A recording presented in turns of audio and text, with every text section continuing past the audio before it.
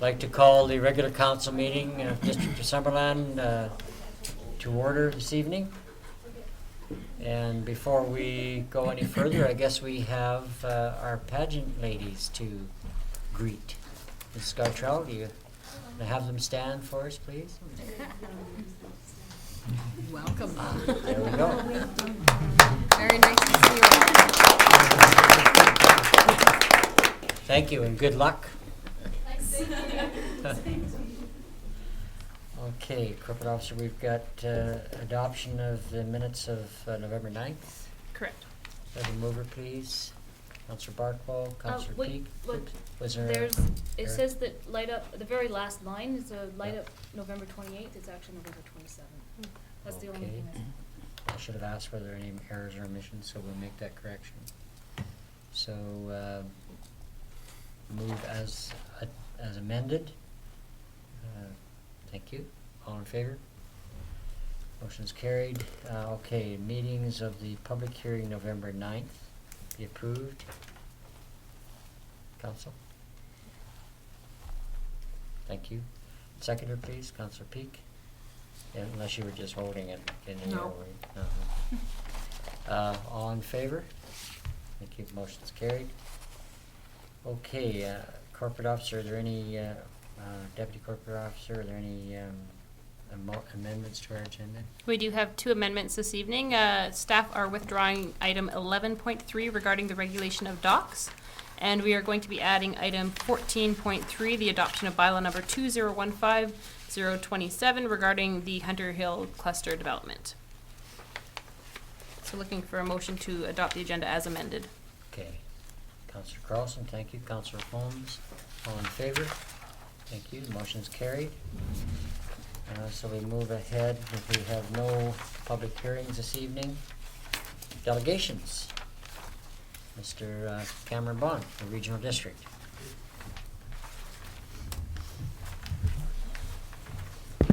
I want to thank your worship and council for having me here tonight.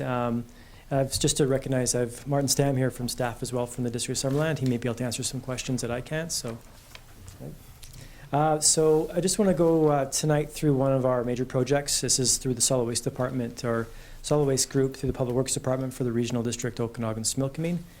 This has been a multi-year effort to try to find and locate a facility for compost for food waste is one of the main components that we're looking at now. So, should I? At the computer. Okay, thank you very much. So just to start off, the main concern that we have with setting any kind of facility, be it wastewater, landfills, is odor. And we've seen a number of different initiatives across the province of BC that have failed because of odor. Neighbors raise stink over compost. New plan for Chemainus composting stench. Chemainus community stinking mad. Food scraps composting leaves bad odor in the noses of Richmond residents. And this is those are private sites, and the last one's a public site run by the City of Kelowna and the City of Vernon. Stinky situation in Vernon. So when we got into this process almost 5 years ago, looking at food waste diversion, how we could achieve it, odor was one of our key concerns because of the high risk in terms of the residents in and around the facility, and we don't want to impact any residences negatively for something that should be a good news project like a compost site. So what we looked at developing was a project to compare apples to apples, and that being the private sector and the public sector. So having those options in place allows us to look at the variables beyond the location, which includes collection costs, transportation costs, technologies, what kind of technology would be on site, odor control, and cost. So the whole purpose of our study right now is to develop a feasibility study that we can bring forward as a strategy to both our board, our Regional District Okanagan-Smilkameen, and to member councils that we're calling a strategy. And that strategy we focused on how can we bring forward the best facility for the whole RDOS, or facilities that meets the triple bottom line that we call environment, social, and cost. And that's what our whole project's designed to do, is to look at the feasibility, where to site it, also what type of technology should be there, so that in the strategy of next year we can then proceed in terms of where we should be going, how we should be doing it, where it should be located. Then we can go to procurement, building, construction, and then we'd be aiming at 2018, the spring of 2018, to open the facility to allow our new curbside collection contract to then allow for food waste collection in our communities. The strategy itself, as we present to council or we present to the RDOS, will not be a fait accompli. There's a number of different steps we have to do. The strategy is intended to give us a direction. And again, we have the Summerland staff have come on to our kickoff steering committee to look at some of the technical documents associated with these feasibility studies. So the idea here is that you can spend to save, and this is hard to see on the screens, but essentially this is an idea. And the idea is that if you are going to site a facility, you should do odor modeling in advance. Throughout our process, we've focused in on odor modeling as being a key criteria for siting. And what that does, it allows you to test different technologies and the effectiveness of those technologies, not in the real world. So in this case here, you've got an existing facility at the top left-hand corner. You've got the bottom left-hand corner. What's that facility going to be like if we add more materials? And those lines show there's going to be odor concerns to the receptors or the homeowners or the schools or recreation users in and around that area. So the picture on the right-hand side there shows what if they add a new technology, biofilters, what would happen to that odor. And then the odor is actually now managed to a point where they feel they're comfortable to move forward on that. So having that kind of odor control allows you to kind of tell what kind of capital costs you're going to have for that facility. And again, that's a major component of our siting study. Land use planning. A big proponent of land use planning in terms of siting any facility of this nature. A spot zoning is certainly a very effective tool. We've looked across the RDOS and no member municipality or the RDOS rural areas have composting as a permitted business use. Certainly composting is allowed for any agricultural operation in terms of agricultural operation, but not as a business. This isn't a permitted zone that we're aware of anywhere. And that's a good thing. It means that when these businesses come forward and they ask for spot zoning, we can then approach it through public consultation. And that's a very important tool for us, and one that remains to be done even after the strategy has been in place, that we still would then have to go to public consultation wherever that facility would be located. So what we've done so far is we've done 8 feasibility studies. We've coordinated that through the RDOS. We've been looking at 8 public properties. This District of Summerland landfill is one of those public properties. They include locations in Princeton, Karamias, Suyas, Oliver, Oakey Falls, and Penticton as well. We've been looking at these either landfills or public properties to see, well, how much would it cost us to place those sites there with the materials or feedstocks that are available for those sites. We've got about 50% of our costs covered through a Federation of Canadian Municipality grant.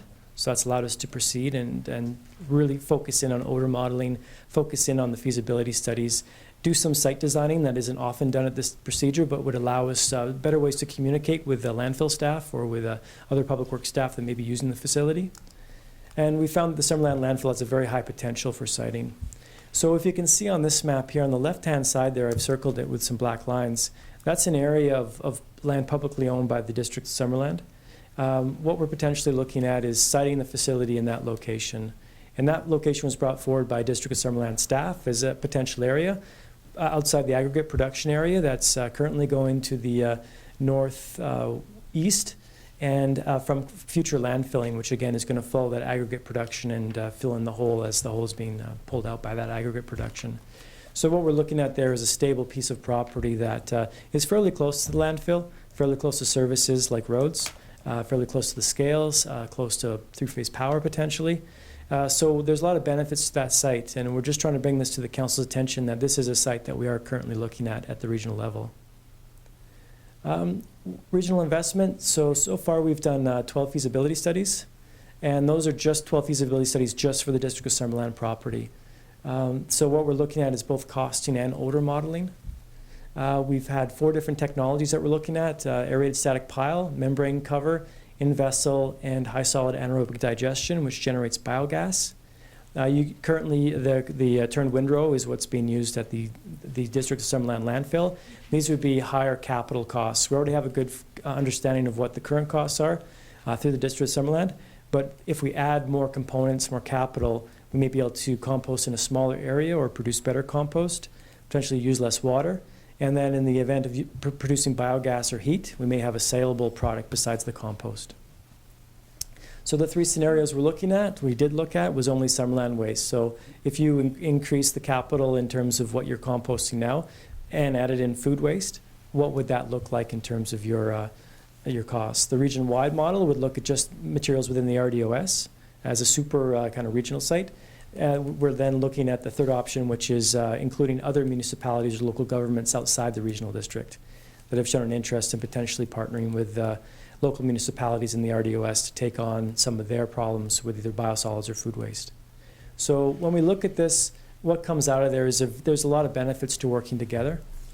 Larger economies of scale. If you have a larger site with more materials coming in, your fixed costs basically are easier to pay off. You do have better value, and that saves residents across the RDOS or the users of that facility money. You have more funding sources. Generally, partnered projects generally have more partners to invest into the project, as well as you have a better ability to get grants. At larger scale, you can then look at technologies you wouldn't look at in a small scale site. You can look at biogas recovery, heat recovery, CO2 for greenhouses, and these are all sort of ideas that have come out of looking at how best to use some of the byproducts besides the compost. Less hauling distance for residents in Summerland if we do have a site somewhere in the district of Summerland and a local source of compost. And then the regional scope is trying to find the best solution for everyone. And that's something that the regional district is trying to do, is not trying to put any pressure on one group to take all the risk, but to make sure that the whole community puts on those, make sure that the facility is going to be a success and wherever it's going to be located. So again, we're going to be presenting our strategy in the spring of 2016, next year, and that will sort of point us in the right direction in terms of where we think, as our steering committee, which again involves staff of the District of Summerland, where as a whole we think that we should be pointing the direction for food waste diversion and improving our yard waste composting, our biosolids composting, and other materials that would count under organics as well. That's it. Thank you. Thank you. Council, questions of Mr. Bond? Councillor Peak. Well, this is the first I've heard of this particular project. It's an interesting one. There were 12 sites, and you've nailed it down to Summerland and others, or just Summerland? There's 8 sites currently under our feasibility study for public sites. We're hoping for more private sites to come forward, and we're working on that as an expression of interest, and now I'm developing a request for qualifications. So we're looking at more than 8 sites, potentially. We're not sure then until the private sector comes forward. What we did do at the Summerland landfill site, though, is we did 12 independent feasibility studies, 12 independent odor modeling to go with those feasibility studies. I understand that. Yeah. The cost model, how will that model be affected? And what is it? Yeah, the cost modeling is based on capital costs, and we do break it down to a price per ton.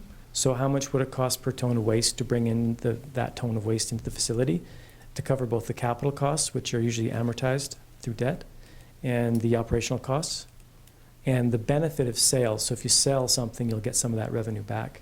So when we look at the feasibility studies, these are fairly high level still, but they're narrowing down what it costs at other facilities of similar size and similar nature in terms of setting up the facility, operating it, and then the revenue you get from sale. There still is a cost for that material to enter that. It's usually a tipping fees applied for a tonnage of food waste or a tonnage of biosolids or yard waste if it's coming into that facility. And if I may, Mr. Mayor, the cost would be spread over the RDOS collective? Would generally be based on a per tonnage, similar to our landfills. That generally these facilities are run on a per ton basis. There's a scale involved. They would then pay the amount that per truckload would pay that amount. So if say there was more than the District of Summerland using the facility here, then each community that was bringing in that waste would pay that amount per ton. Generally that's done. There are other methods. There can be prorating where you actually divide the costs at the end of the year and you just pay it according to prorated costs. Generally though, tonnage is a fairer way to go, and it really allows the commercial sector to come in, and the commercial sector then pays a rate per ton. Thank you very much. No problem. Councillor Carlson.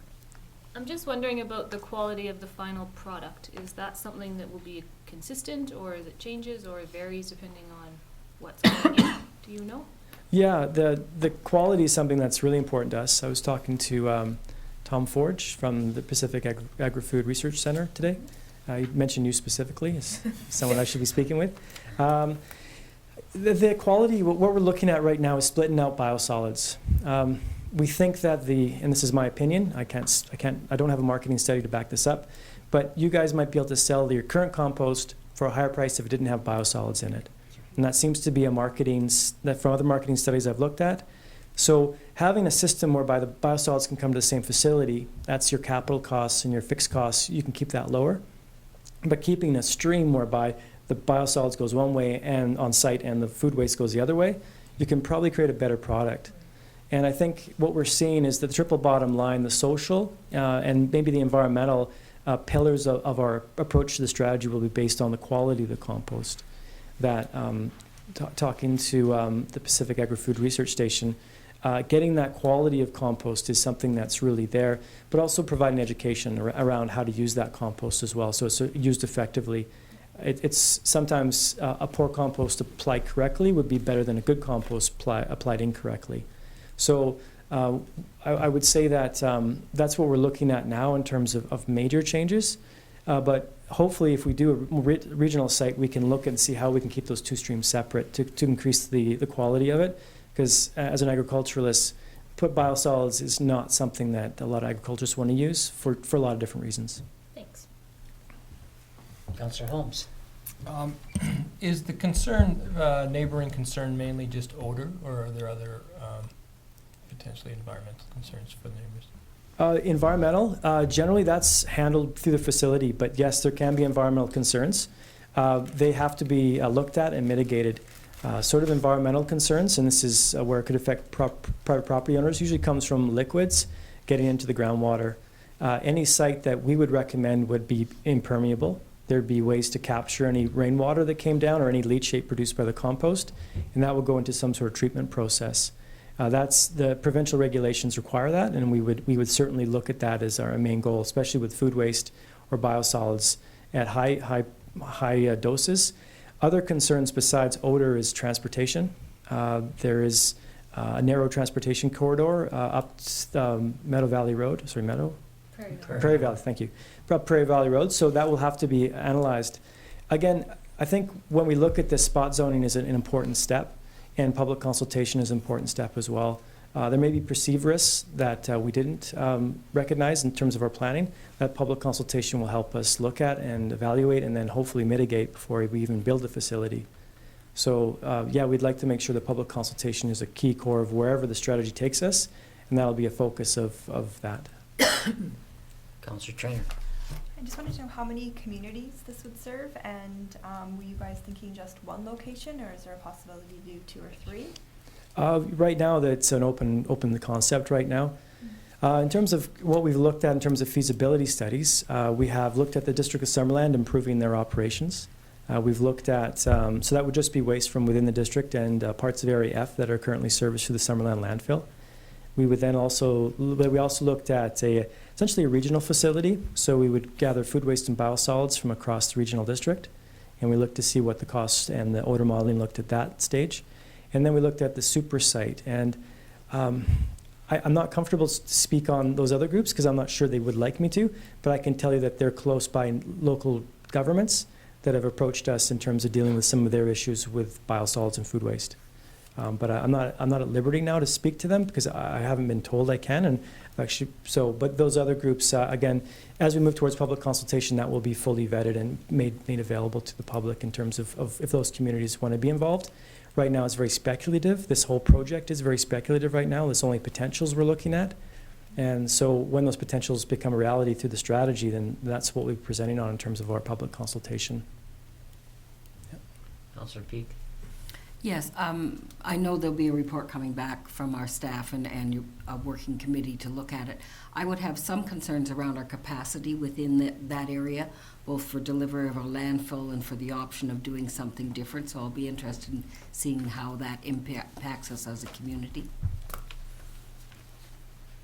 Okay, I have a couple of questions. The odor control, what technologies, or is there any point in mentioning it? You talk about, mitigating odor. You must be looking at some way of technically dealing with it other than just distance to potential receptors. Yes, so the first point of order is transportation, ensuring that any vehicles that enter the facility are fully locked down for odor. Usually we would recommend a receiving station. The receiving stations then collect the waste as it comes in. That's usually the stinkiest part. When you have these trucks drop it off, you want to have it in a building. Inside the building would be some sort of pressure control, some sort of vacuuming system, essentially to suck air through. The biofilters that we've been looking at are generally engineered compost biofilters. So you run that air through a thick layer of compost, and that generally destroys most of the odors. Okay. And then we've also now got a report coming in on a more expensive biorem system, which is a wastewater treatment. So looking at that extra level of precaution in terms of odor control. When you have the facility, when you mix the materials, generally there's a state where if you don't mix it, it's actually fairly benign by odor, but that first turn or mix, that's usually where you get the odors. So the three systems that we're looking at, beyond the aerated static piles, the membrane system is essentially a large plastic layer that goes over top of the compost that allows water to be trapped in there, but it doesn't allow odor to escape. It's like a Gore-Tex jacket is actually the material that they put on top of it.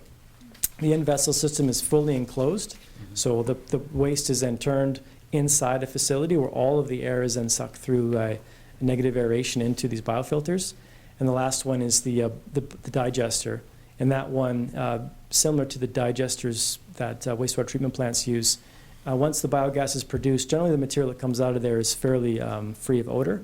So it's all done inside, similar to the in-vessel system. Okay, thank you. On the two other things, on the biogas and CO2 potential production, have there been kind of logistics worked out in terms of volume that you would have to, be processing in order to actually have a viable production of biogas, for example? And is it just contained in a, some sort of a vacuum cylinder and then transported, or what? There's lots of different options. Yeah. In the interior, the Salmon Arm landfill currently transfers that biogas, and it's 50% CO2, 50% methane. Yeah. They make it 99% methane, and they inject it into Fortis wells and Fortis pipelines. Oh, really? So that's what they're doing. The Harvest Power outfit, they create power from it. And so we're looking at a low power market and a fairly low natural gas market. So when we do our feasibility studies, looking at the biogas options, that's why I brought up the idea of potentially looking at greenhouses, in that you have a ready source of heat, you could create energy, and then the CO2 actually is not a waste product, it's actually a viable product for a lot of tomato operations. Right. So that's where we're a larger site, and the stuff we'd be looking at digesting is food waste and potentially biosolids, because none of these systems in this area digest their biosolids, so there's a room for digestion and getting some of the biogas off those biosolids. So it's something to look at. I can honestly say it's probably not the best for now, but it may be that the site would be designed so that if markets change or there's a better market potential, then that could be something that could be added on. The materials will go through the digestion and then they go through the composting process. Okay. That seems to be something that if we can build for that capacity, and looking far into the future, be it 10 years, 5 years, or 40 years for expansion, those facilities that have that room for expansion are the more successful facilities. And those facilities that don't have any room to innovate or expand their footprint are often failing. Yeah. Okay, thank you. Councillor Barkle. So this is an RDOS project, led project then? A lead, yeah. So what would Summerland get for the contribution of land? Would the RDOS buy the land and the surrounding area that couldn't be developed because it was next to a composting? I think that would be up for negotiation. The strategy is to point us in a direction to start those negotiations. So it's a bit early now to say what would happen. But I think the strategy, if it shows that, say, the District of Summerland is, and I'll say this quite candidly, the least worst option. This is, not everyone's going to love having a compost site beside them. But if it does show that it's the best benefit for the community, then we would look at those options at that point. Okay, Councillor Holmes, and then we'll probably draw things down. This might be more for a planner, but the land proposed here, was this subject to the recent environmental assessment of the West Prairie Valley area? Yes, it was. Right. I'd be quite interested to see this kind of superimposed on that map that we had for the environmental review. We can going certainly. sometime in the future. Yeah, we can around do town. that. I did check that, and that particular area was ESA 3 and 4, so the least Yellow. sensitive of the area. But yes, we have looked Right at that. across the street, across the road. Yes. Thank you, and thank you, Mr. Bond. Thank Very you. interesting proposal, and look forward to our staff's recommendation after they take a look at all the information. Thank you. Thank you very much. Thank you. Okay, council, I'd like someone to bring the recommendation forward on 5.1, please. Councilor Peak. That council passed the following resolution, that the delegation from the Regional District of Okanagan-Similkameen be received for information, and that staff prepare a report regarding the feasibility of a regional organic facility at the Summerland landfill. Seconder, please. Councilor Booth, thank you. Okay, any further discussion? Questions of staff at all? Seeing none, okay, all in favor? Thank you, none opposed, the motion's carried. Thank you very much. Okay, now we're into the public, thank you, Mr. Bond. Into section 6, public opportunity for comment. Is there anybody in the public would like to comment on tonight's agenda that's being highlighted?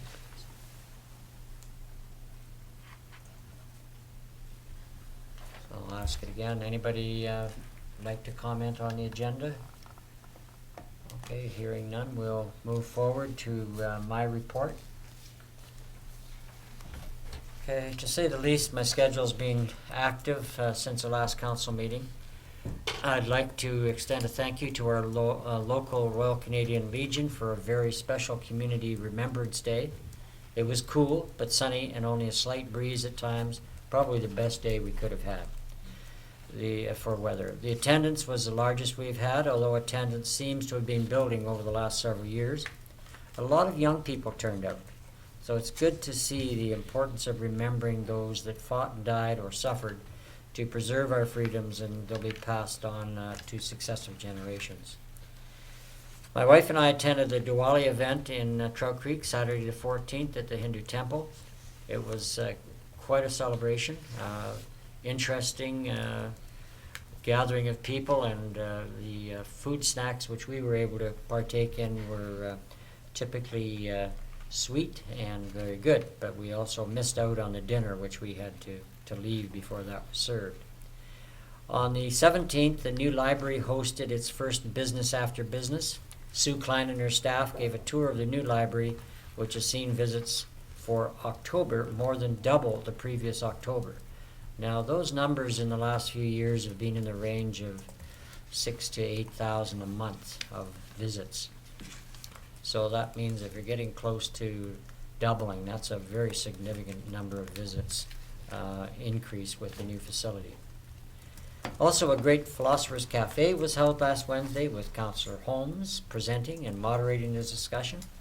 We discussed the size of nations and the drawing of borders, and in light of the world situation of conflict and migration of large numbers of people, it was a very interesting topic and very ably moderated by Councillor Holmes. Congratulations, it was excellent. The regular RDOS board meeting was held last Thursday. One of the key reports was the progress and results of a service review initiated in 2012 of the emergency radio upgrade project to establish effectiveness, user acceptability, and to recognize any deficiencies. For the Naramata Summerland area, the improved repeater site will provide similar coverage as before, but it will now include 14 technical upgrades to the service. The whole system now will have better redundancy than it did before. Now, the project's almost completed. It's virtually complete by the end of this year, and the very first quarter of next year it'll be totally up and running. Parts of it are now. And the last note, this coming Friday on the 27th is our own Festival of Lights, and I invite everybody to come out and participate. So, there we go. CAO. I have no report today. No report. Okay. We'll move on. Thank you.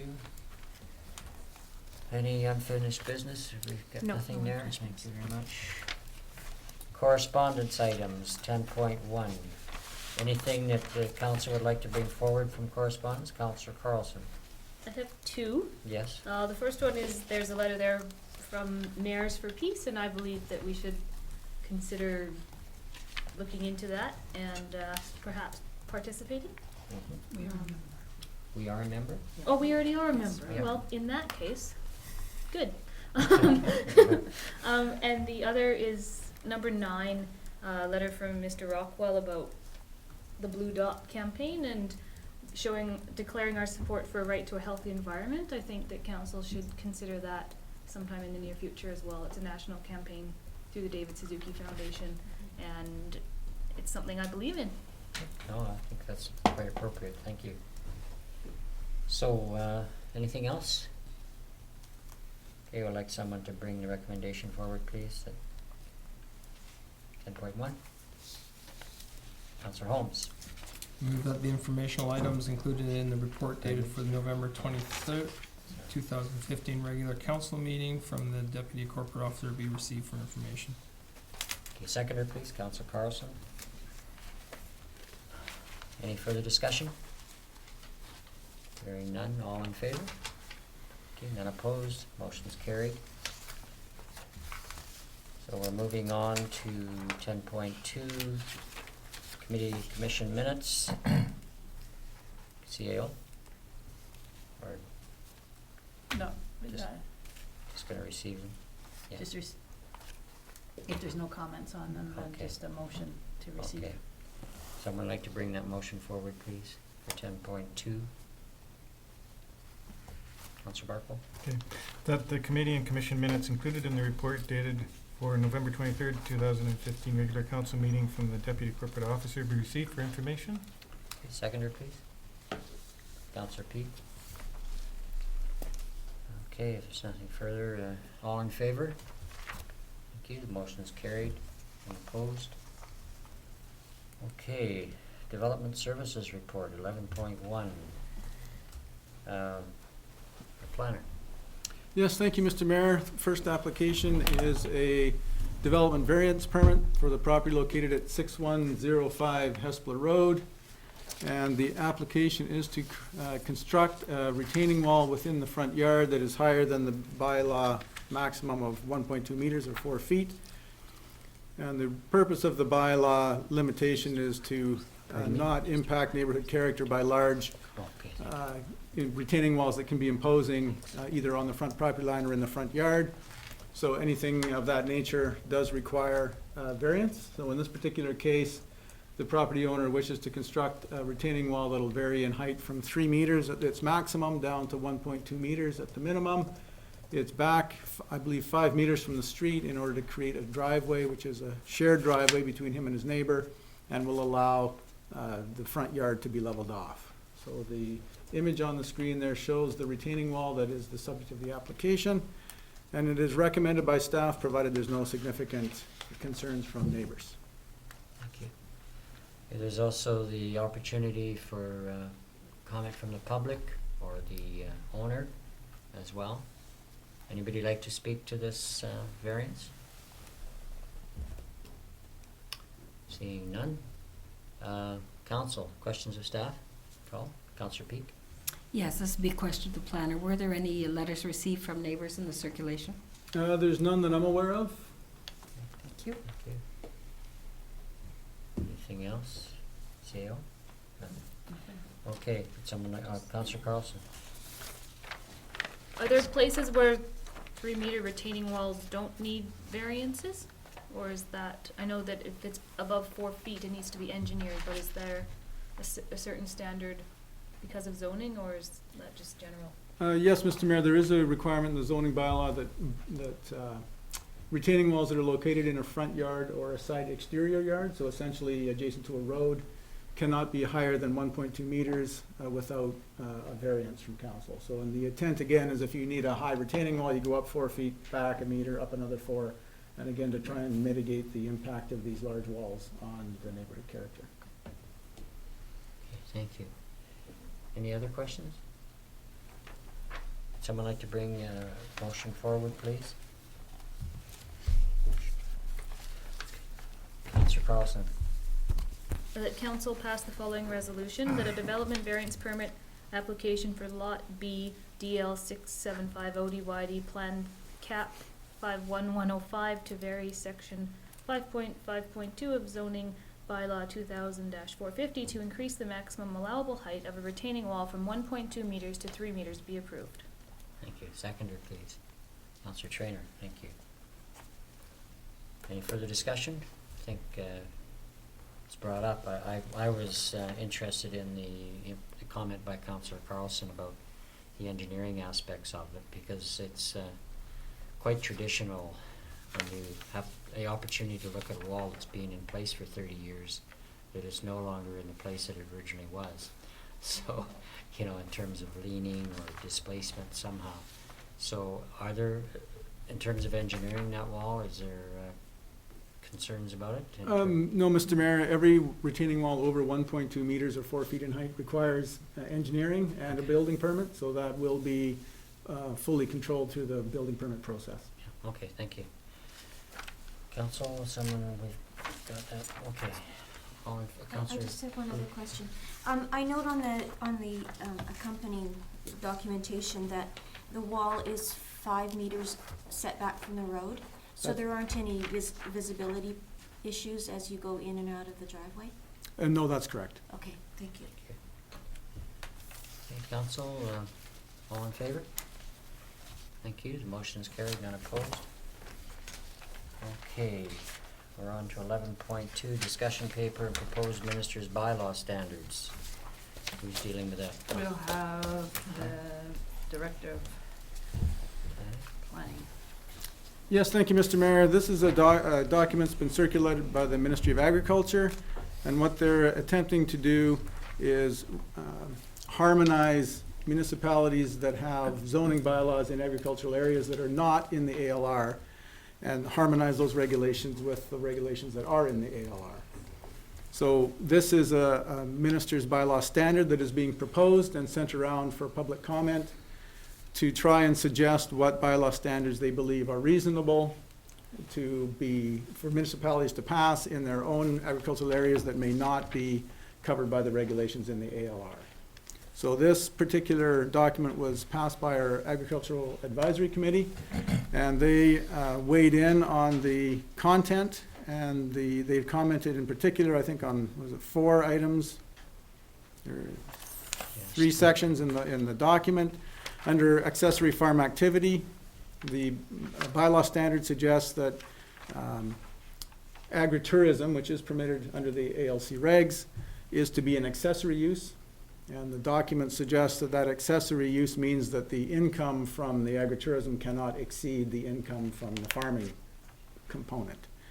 So the Agricultural Advisory Committee suggested that that wasn't a reasonable measure of the intensity of the use, and that they did not support limiting income from an approved agritourism operation.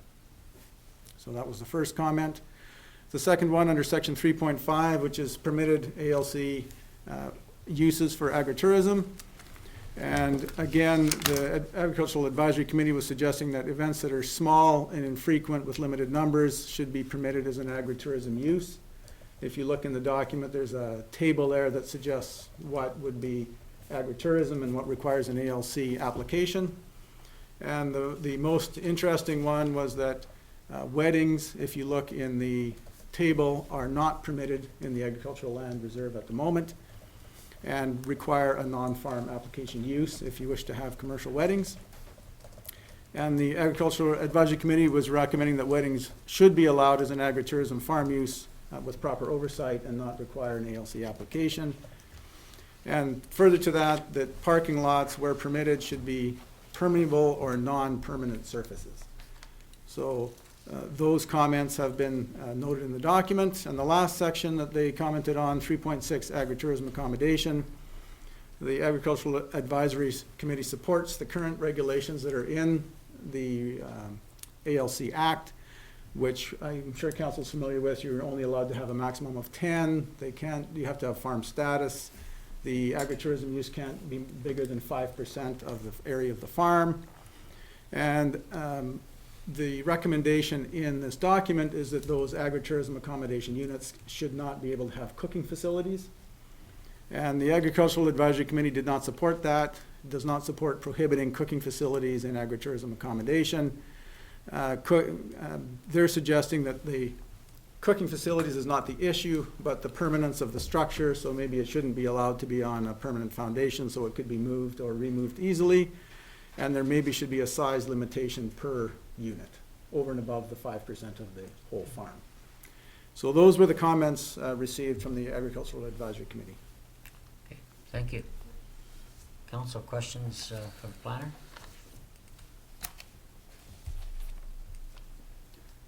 Oh, sorry, I was there, I went back. Councillor Barkman.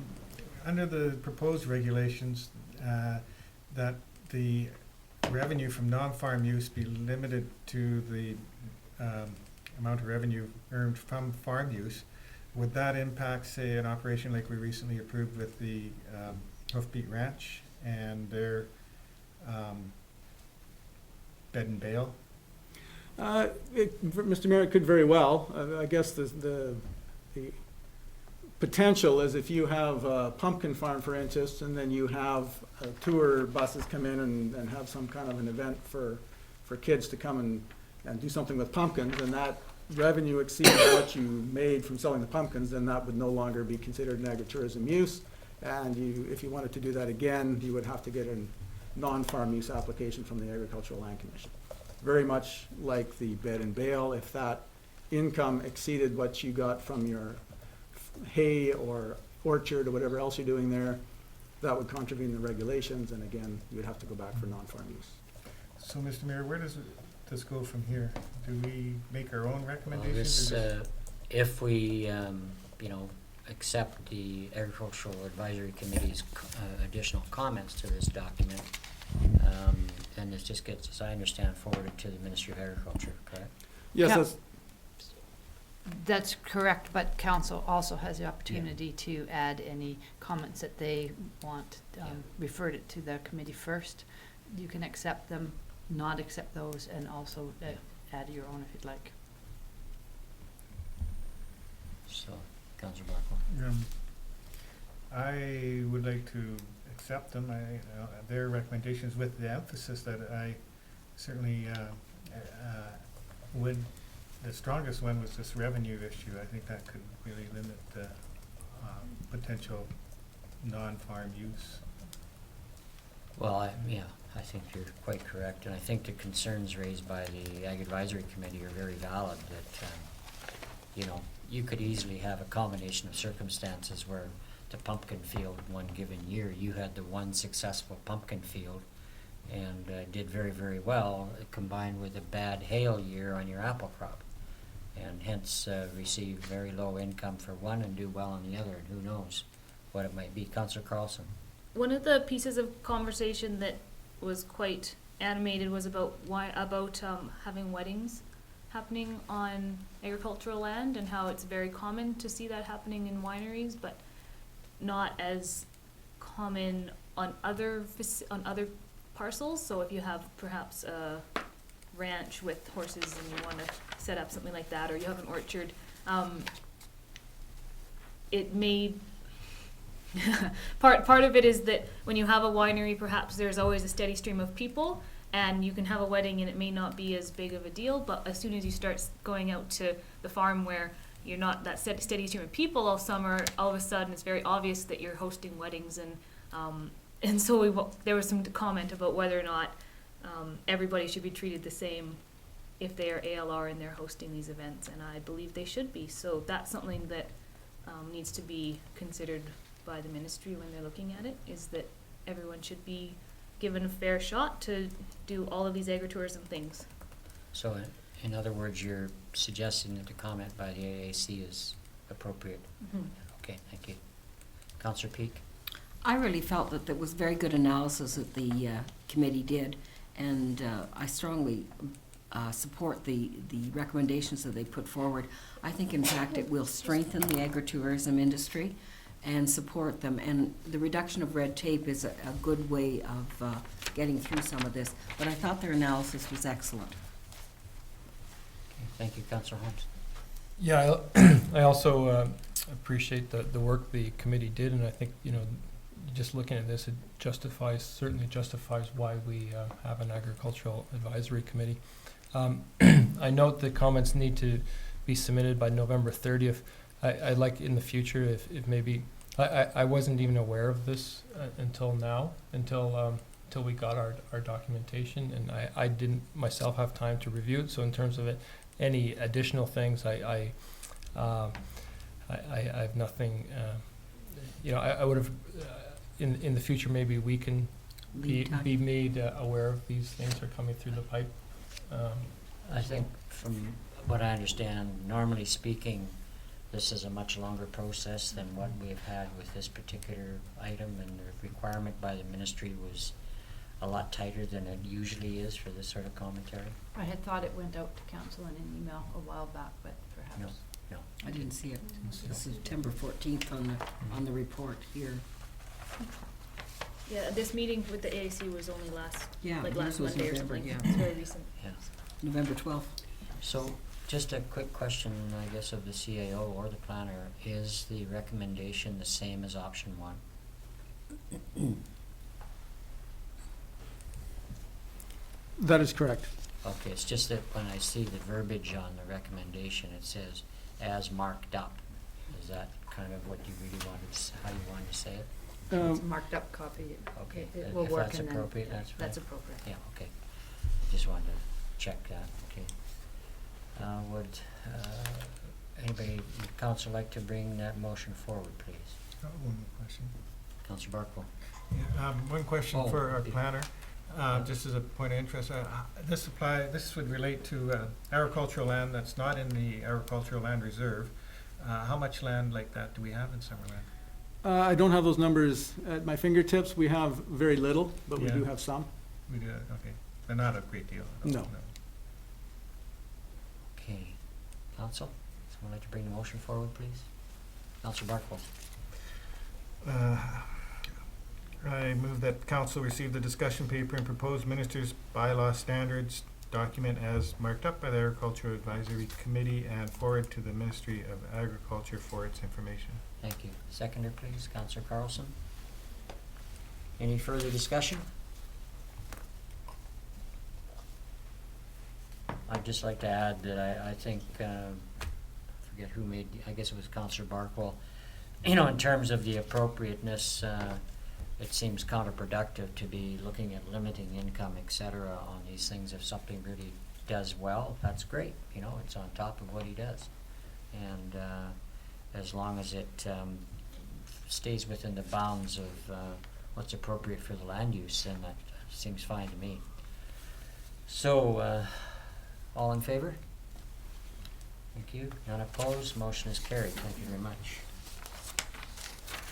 Okay, we're on to staff and other reports, 12.1. A couple of requests for a letter of support. Corporate officer? We've received a request from the Summerland Asset Development Initiative for a letter of support in support of its community gaming grant application. Okay, any discussion on that? I have a question on that. Yeah. Does anybody know how much we, other than the building, what the district provides Sadie over the year? Is that something we know or not? Yeah, I No. didn't. Okay. That's all right. I think that this is a good idea, so I will move that a letter of support be provided to the Summerland Asset Development Initiative in support of its community gaming grant application. Seconded, please. Councillor Trainer, thank you. I think to add to your comment, Councillor Carlson, that by supporting Sadie in its pursuit of a community gaming grant will only assist us in our ability to try and support the institution. So there has been adjustments in support over the last number of years. So anything that can be done to enhance their capacity to serve the youth of Summerland, I think is excellent. Councillor Peak. Yes, I agree. I feel that we should be emphasizing the importance of youth programming for families and the community. Yeah, yeah. That's a very good local institution. All in favor? Thank you. The motion is carried. None opposed. Could have waited for Councillor Barkwell, I guess. Okay, 12.2, Agar Lake Camp, request for a letter of support. Similar as the last request, also for a letter of support for its community gaming grant application. Thank you. Any questions, Councillor Holmes? I'll move that a letter of support be provided to the Auger Lake Camp in support of its community gaming grant application. Thank you. Seconder, please. Councillor Boot. Thank you. Just All have in a quick- favor? Or, Just one quick, of course, yes. the application is due November 20th. Does that affect anything, or does it matter? It goes as a supplemental to what they've already sent in, I would assume? We haven't missed it? I would assume, I spoke to Yeah. them just last week and Okay. they didn't Yeah. mention anything at that time, so. Oh, that's right, it Good. is there too. All good Okay. things You in can due call the time. question again. That's a good point. All in favor? Thank you. The motion is carried. And opposed? Thank you very much. No new business items. We're Nope. moving into 14.1. Zoning bylaw amendment to rezone property at 5818 Nixon. Mr. Planner. Nothing new on this, it's just up for adoption. Okay, thank you. Councillor Carlson. I'll move that bylaw number 2015-030, amendment of zoning bylaw number 2000-450 at 5818 Nixon Road be adopted. Okay. Councillor Barkwell, we're just dealing with 14.1. The motion's just being read by Councillor Carlson. Okay. Seconder, please. Councillor Holmes. I don't think there's any discussion, any comment at all, Mr. Planner? No, just received approval from the Ministry of Transportation. Yeah, okay, thank you. Okay, all in favor? Thank you, the motion is carried. None opposed? Okay, corporate officer 14.3, the Hunter Two. Hill. Oh, no. One more. One Sewer. more? 14.2. 14.2, the local sanitary sewer service area bylaw Sorry. for 6003 Dale Avenue, which received 3 readings at the last regular council meeting, up for adoption tonight.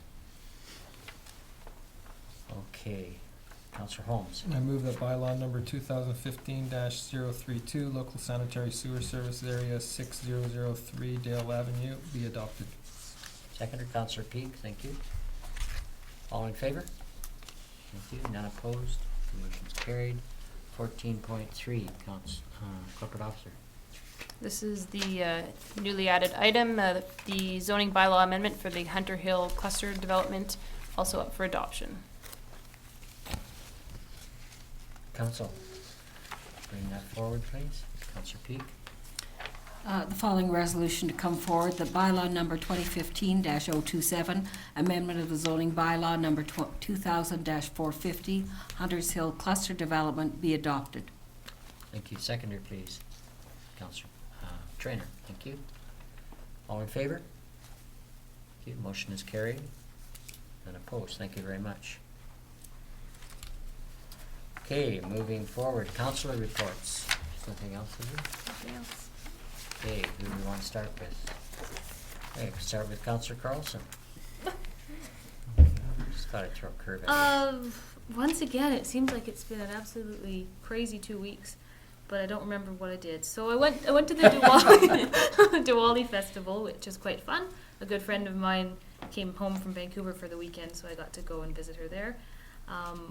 Been to Okanagan Regional Library Strategic Planning again.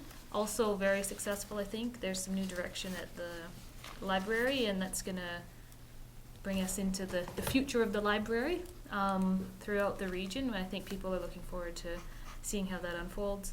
And Agricultural Advisory Committee, it was mentioned that it's worthwhile, and I agree it's worthwhile. We've had 2 meetings, and there's another one coming up, and there's some good conversation that happens. So I don't know what else there is, but I'm looking forward to Light Up, and looking forward to a white morning tomorrow. It's been long enough. Thank you. Councillor Holmes. Thank you. I've been very busy attending some cultural planning community conversations. Last couple of weeks, I've attended ones on environment, on the community and social services and seniors. Coming up tomorrow, we have one on sports and recreation. And a week from tomorrow will be downtown revitalization. So as we're coming toward December, we're coming towards the end of our public input, the conversations, and the feedback has been just tremendous. Continuing to monitor the public consultation process on possible school closures or reconfiguration. Attended the SD 67's think tank on November 12th at Giants Head School, and I'll be attending the public consultation meeting on December 3rd at Giants Head as well. So I think that's something we need to continue to monitor and be aware of. I just wanted to say one thing about the recent terrorist attacks in Paris. It was a bit close to home for me. As many of you know, we have family from there. Sorry, recompose myself. Since then, there's been quite a bit of criticism about our new government's commitment to bringing Syrian refugees to Canada. And I think we're all horrified by terrorists' disregard for human life. And I think closing our borders would, to people who desperately need our help, would make us kind of guilty of the same sort of thing.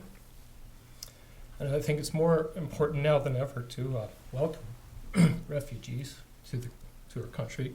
And as we all know, last year the community got behind the United Church and welcomed a Syrian family to Summerland. And with them settling in, I would like to see us sponsor another family. Or 10. Or more to Summerland. So I don't know if it's the role of the municipality or me as an individual councillor, but I'd like to see the community sponsor some sort of sponsorship committee set up, and to get behind an initiative to bring more of the refugees here. Thank you. Actually, I think the ministerial associations, looking at that, I was talking to Pastor Rick Gay a few days ago, and there's something happening there, but I think any impetus that council can push towards community involvement is probably a good thing. I believe So, the Catholic Church also is Yeah. working on that. Yeah. But I fully agree with you, Councillor Holmes. I think, we need to be what Canada has always been, and that's an open and receptive country. The waves of immigration that have hit Canada have only been a blessing to us in terms of our abilities and our economy. So I think it's a good thing. Councillor Peak. Thank you. Yes, this seems to have been a very busy 2 weeks. I'm working with the Cultural Task Force and have to go on to several of the workshops, the seniors, the youth, the environment, community and social services. And this evening they're having the events and festivals, so some of us couldn't be there tonight. The one tomorrow I'll be attending as well. They're very well responded to. We have a great community with wonderful ideas, so the opportunity for our community to be involved in these discussions is very, very important. I also commend the community on its Remembrance Day service. In 30 years of attending Remembrance Day services, I think it was one of the most well-attended and a beautiful day to be there for all of us. I went to the Philosopher's Cafe, and I was very impressed with you, Doug. I thought you did a great job, and it was a really interesting discussion.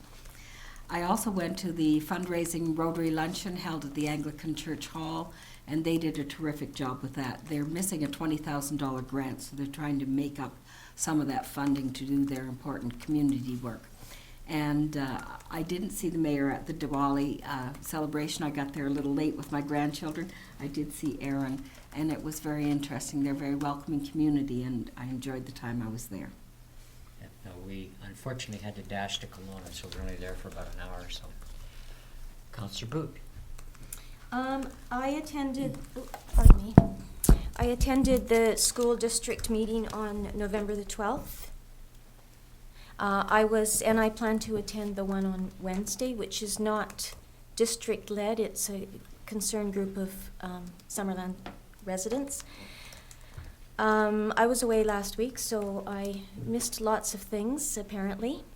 I wanted to personally and publicly thank you, Councillor Holmes, for what you said about what you feel that we should do here as a municipality.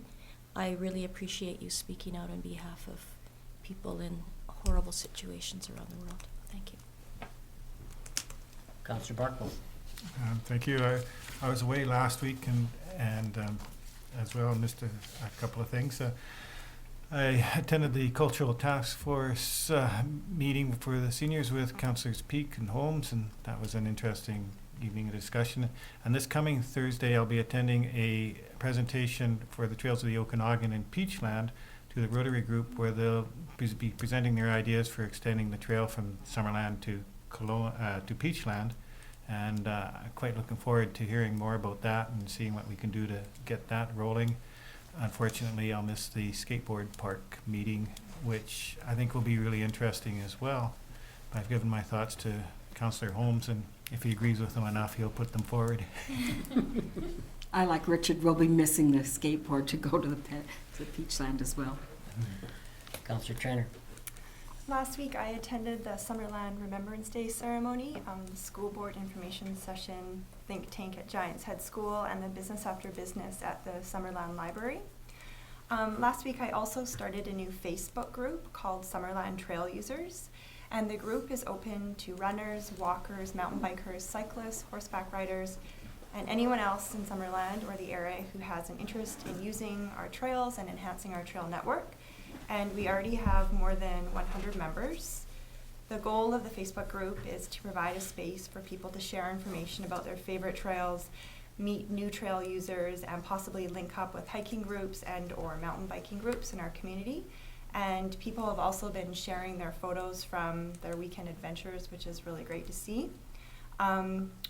I also think that the page could be used to promote events like Test of Humanity or get volunteers for events like Grand Fondo.